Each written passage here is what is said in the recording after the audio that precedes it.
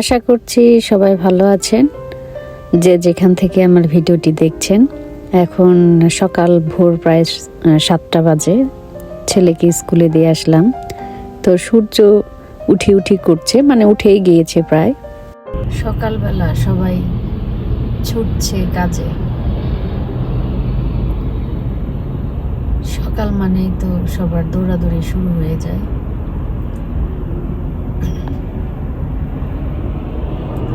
তো ক্যামেরার চাইতে এই সানরাইজটা দেখতে এত সুন্দর লাগতেছে। পাহাড়ের মাঝখান দিয়ে, মানে পাহাড়ের পেছন দিয়ে সূর্যটা যখন উঠতেছে উপরে, অসাধারণ লাগছে দেখতে। ক্যামেরায় তো ফ্ল্যাশ করছে, বোঝা যাচ্ছে না, কিন্তু খুবই অসাধারণ দৃশ্য। আর এই সূর্যের আলোটা গিয়ে পড়তেছে ওই পাশে, এই যে এই পাশে পাহাড়গুলাতে। তো সরাসরি দেখতে খুবই সুন্দর লাগছে। ক্যামেরা আসলে এটা বোঝার কোনো উপায় নাই। তো আজকে বিকেলবেলা যাচ্ছি আমার বোনের ওখানে। তো কয়েকটা সিঙ্গারা নিয়ে যাচ্ছি, ওরা সিঙ্গারা খেতে খুবই পছন্দ করে। আর এই যে তাওয়াটা দেখছেন, কড়াই ননস্টিকের, এটা আমার খালা শাশুড়ি আমাকে দিয়েছিল যখন ক্যালিফোর্নিয়াতে ছিলাম। কড়াইটা খুবই সুন্দর আর অনেক কাজের, একটু কি বলে ডিপ অনেক। তো ভাজাভাজি করতে খুবই ভালো, তেলটা এক জায়গাতেই থাকে, এজন্য এটা ব্যবহার করা। একটা পাউন্ড কেক বানিয়েছি আমি। কেক মোটামুটি পারি, খুব একটা ভালো হয় না, তবে এগুলা চায়ের সাথে খেতে খুবই ভালো লাগে। তো ভাবলাম যে ওদের জন্য একটু নিয়ে যাই, কারণ সবাই তো মিষ্টি জিনিস খেতে পছন্দ করে না, আমার বোনই একটু খায়।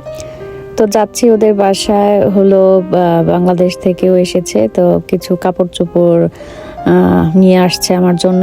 তো ড্রেসগুলো একটু নিয়ে আসি আর দেখে আসি। আর যে কামরাঙ্গাগুলো আমার আগের পর্বে দেখেছিলেন, সেই কামরাঙ্গাগুলো সবগুলি আমার বোন আমাদের বাসায় নিয়ে আসছিল। তো আমি ভাবলাম যে ও কেটে তো খাবে না, তা আমি কিছু ওর জন্য কেটে নিয়ে যাই। এর জন্য কিছু কামরাঙ্গা কেটে নিয়ে যাচ্ছি। আর দেখছি যে ভেতরে চেক করে কোনো দানা আছে কিনা। তো আমি অবাক হলাম, কোনো দানাই নেই।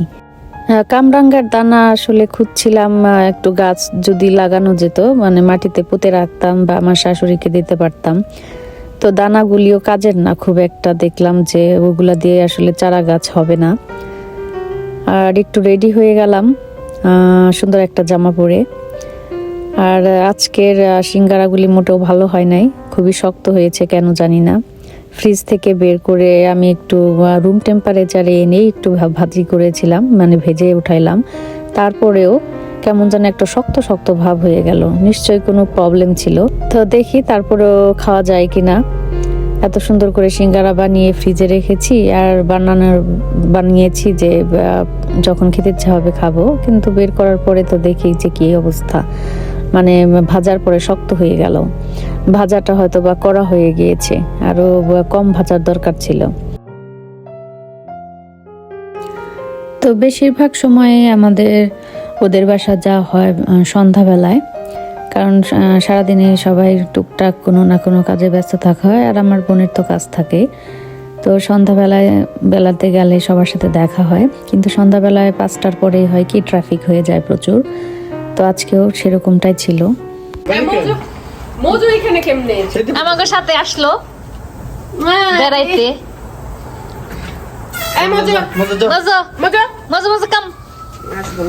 খুব রান্না বাড়া চলতেছে মনে হয়।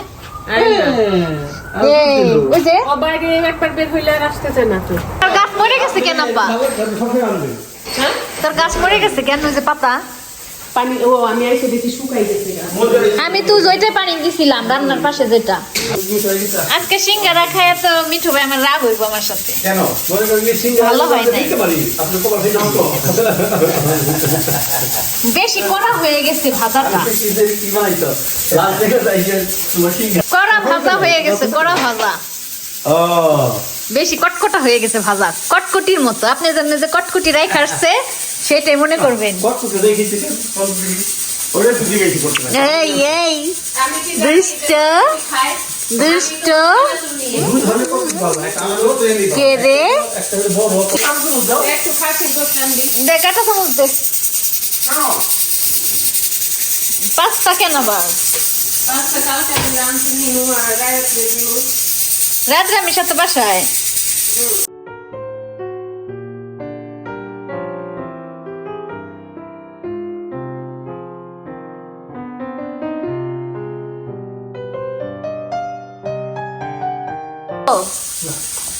তোমার কি খবর? হ্যাঁ তাহিন্দা দেখ মজুর আদর করতেছে দেখে আমার এটা আসলো দৌড়াই। কেন মজুর আদর করবো না? হ্যাঁ মজু ওদের বাসার বিড়ালগুলোকে দেখলে মাঝে মধ্যে খুবই হিংসে হয়। দেখেন নাকি আরাম করে এক একটা ঘুমাচ্ছে। তো আর এই যে বাংলাদেশের অটো রিক্সা, অটো না এটা বেবি ট্যাক্সি আর রিক্সা, এগুলি আমি আড়ং থেকে আনতে বলেছিলাম, তো নিয়ে আসছে। ভাল লাগছে দেখে, একটু বাংলাদেশি ভাইব। আর এগুলা তো আমাদের একদম নিত্যদিনের যানবাহন বলা চলে বাংলাদেশে। আর এগুলা হচ্ছে ক্যালিফোর্নিয়া থেকে আনা মিষ্টি, আমার দুলাভাই গিয়েছিল সেখান থেকে নিয়ে আসছে। আর আমার হাজবেন্ড তো মিষ্টি খাওয়ায় ওস্তাদ, সে বসে বসে মিষ্টি খাচ্ছে। তো কালো মিষ্টিটা ভালোই লাগলো খেতে, খারাপ না। তো মিষ্টি আমার বোন আমার হাজবেন্ড ওরা দুইজনই পছন্দ করে, আমরা আবার একটু কম পছন্দ করি। ভাত খাই এখন আবার পাস্তা খাম না, দেখে তো সুন্দরই লাগতেছে। একটু চিকেন যদি থাকতো একটু ভালো লাগতো। রায়াত খাবার না মজা আছে, দোকানের মতো লাগতেছে। রায়াত ওই রকম খাইবো না, রায়াত খাইবো পাস্তা। ওই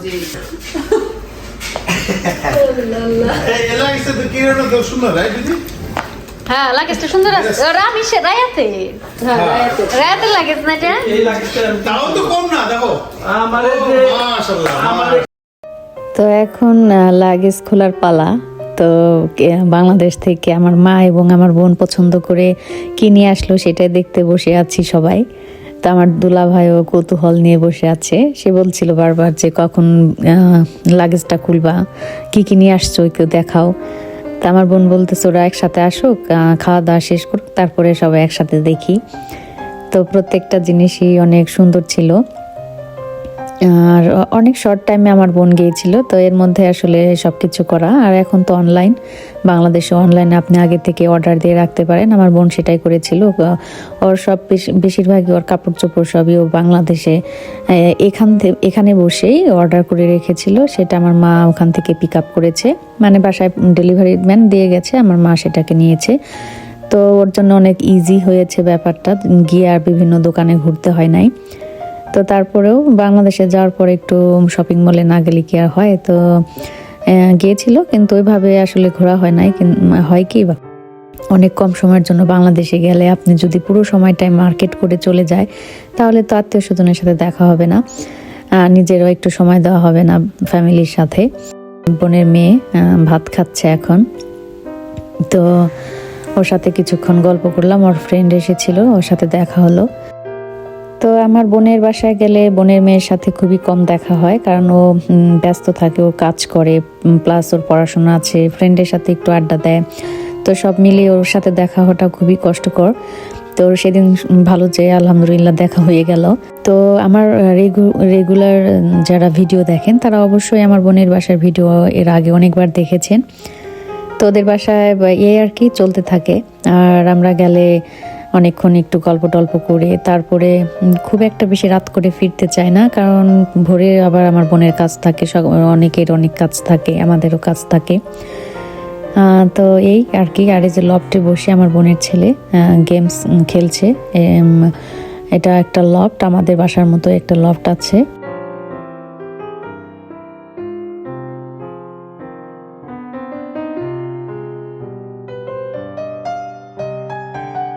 আর এই যে দেখতে পেলাম যে সেই আগের পুরনো ছবিগুলা, আমরা 3 বোন এখানে।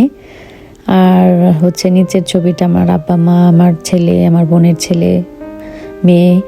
আর এই একদম লাস্টের ছবিটা হচ্ছে আমার বোনের মেয়ের একদম ছোটবেলার একটা ছবি আর ওদের ফ্যামিলি ছবি। তো এই পুরনো ছবিগুলো দেখলে যে কি ভাল লাগে, সেই পুরনো দিনের কথা মনে পড়ে যায়। তো ওর সব ছবিগুলো খুবই সুন্দর করে কালেকশন করে।